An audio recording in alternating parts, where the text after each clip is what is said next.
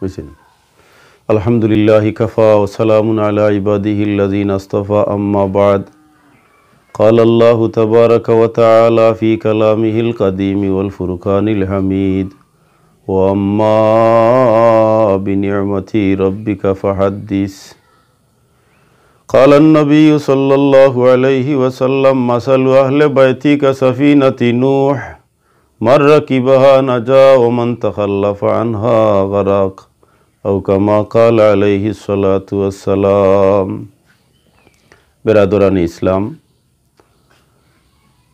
আমি বাংলাদেশ ও বিশ্বের বিভিন্ন স্থান থেকে আমার ভিডিও যারা দেখছেন সবার উদ্দেশ্যে পবিত্র আশুরা দিবসের তাৎপর্য গুরুত্ব ব্যাপারে অতি সংক্ষেপে দু চারটি কথা উপস্থাপন করছি। শুরুতেই বলছি, যদি কোনো ভুল ত্রুটি হয়ে থাকে ক্ষমা সুন্দর দৃষ্টিতে আপনারা দেখে নেবেন এবং পরামর্শ দিবেন।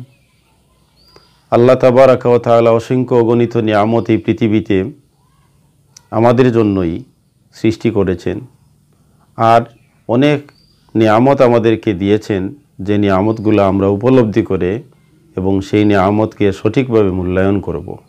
পবিত্র আশুরা এমন একটি দিন যে দিনের নিয়ামত সকল ধর্মের লোকজনই উপলব্ধি করে এবং সেই দিন থেকে অনেক সুবিধা তারা নিয়ে আনে। আমাদের নবী হযরত মুহাম্মদ সাল্লাল্লাহু আলাইহি সাল্লাম আমাদের জন্য আশুরার তারিখে নিয়ামত হিসাবে রোজা রাখার বিধান প্রবর্তন করে গেছেন, যে আমরা যদি রোজা রাখি তাহলে এই আশুরার তারিখে রোজার বদৌলতে আমাদেরকে আল্লাহ তাবারাকা ওয়া তাআলা ক্ষমা করবেন এমন আশা আমরা রাখতে পারি। যারা আশুরার তারিখে রোজা রাখে তাদেরকে পুরা বছর রোজা রাখার সওয়াব দেওয়া হয়। এমনকি আল্লাহ রাব্বুল আলামিন এই আশুরার তারিখের রোজাদারদেরকে উত্তম প্রতিদান দান করেন।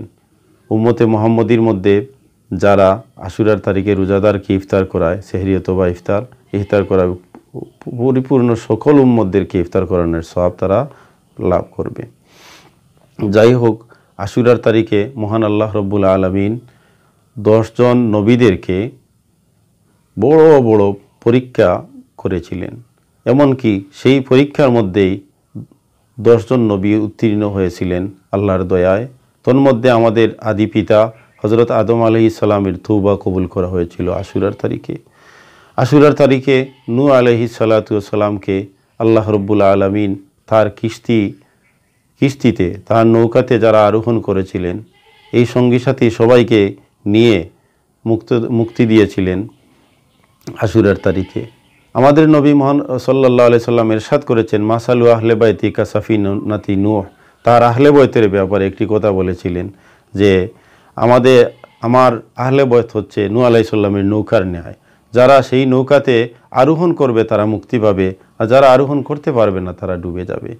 নূহ আলাইহিস সালামের এই কিস্তিতে আরোহণকারী যারা, তারাই হচ্ছে মুক্তিকামী, তারাই হচ্ছে এই পৃথিবীর মধ্যে শ্রেষ্ঠ জাতি, যাদের উসিলায় এই পৃথিবীটি বর্তমানে মানব হিসাবে পরিচিতি লাভ করেছে, মানবের এই জাগরণ হিসাবে। আল্লাহ রাব্বুল আলামিন সেই আশুরার তারিখে মুসা আলাইহিস সালাতু ওয়াস সালামের সাথে কথা বলেছিলেন। মুসা আলাইহিস সালামকে তৌরাত কিতাব দান করেছেন আশুরার তারিখে। আশুরার তারিখে হযরত ইয়াকুব আলাইহিস সালাতু ওয়াস সালামের নিকট তাহার সন্তান ইউসুফ আলাইহিস সালামকে আল্লাহ রব্বুল আলামিন ফিরত দিয়েছিলেন। আশুরার তারিখে হযরতে ঈসা আলাইহিস সালামকে আকাশে উঠিয়েছিলেন, দাউদ আলাইহিস সালামকে ক্ষমা করেছিলেন, হযরতে আইয়ুব আলাইহিস সালাতু ওয়াস সালামকে রোগমুক্ত করেছিলেন আশুরার তারিখে। এমনকি আল্লাহ রব্বুল আলামিন ইউনূস আলাইহিস সালামকে মাছের পেট থেকে আশুরার তারিখে এই মাছের পেট থেকে মুক্ত করেছিলেন।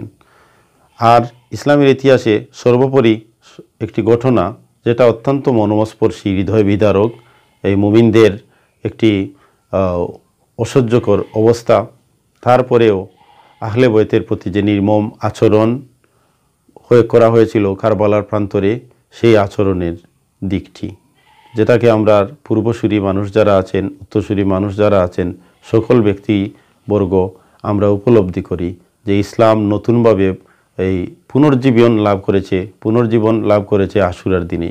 যেমনটি ইমাম জৌহরি বলেছিলেন, कत्ले हुसैन असल में मुर्गे यजीद है इस्लाम जिंदा होता है हर কারবালা के बाद।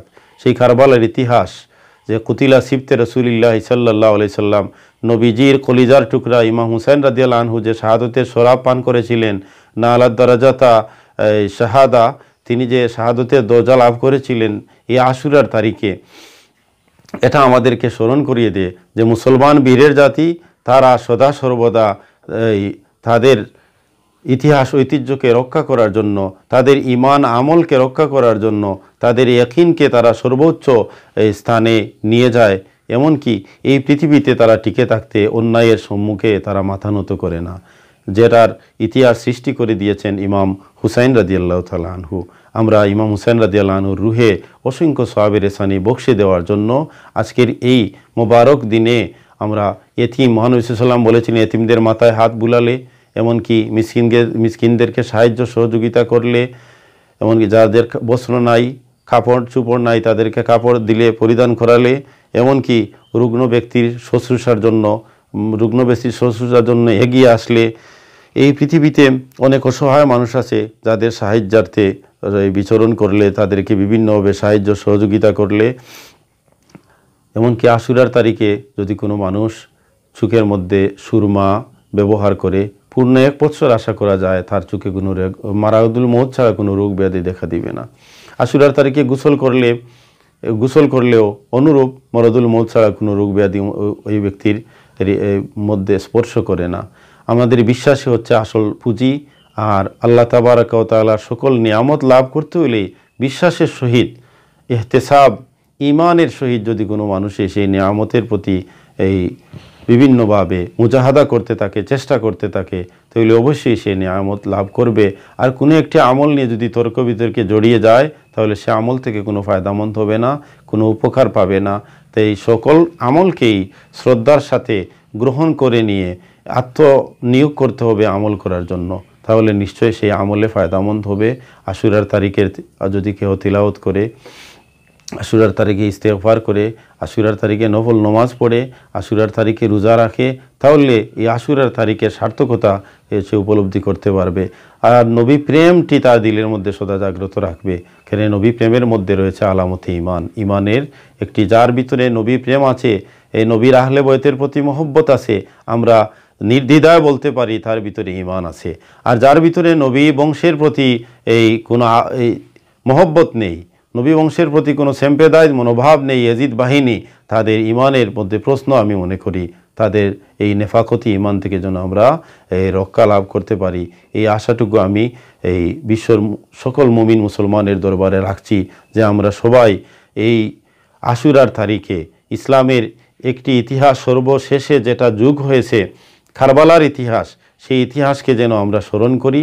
এমনকি এর পূর্বে প্রতিটা ধর্মেই আশুরার দিনের গুরুত্ব উপলব্ধি করে, যে যারা ধর্মীয় গুরু আছে, ধর্মের অনুসারী যারা আছে, সবাইকে আশুরার দিনকে গুরুত্ব দেয়। আমরাও যেন সেই দিনকে, সেই ক্ষণকে আমরা গুরুত্ব দিয়ে আমাদের সময়টুকু অতিক্রম করতে পারি। আমি সকলের কল্যাণ কামনা করি।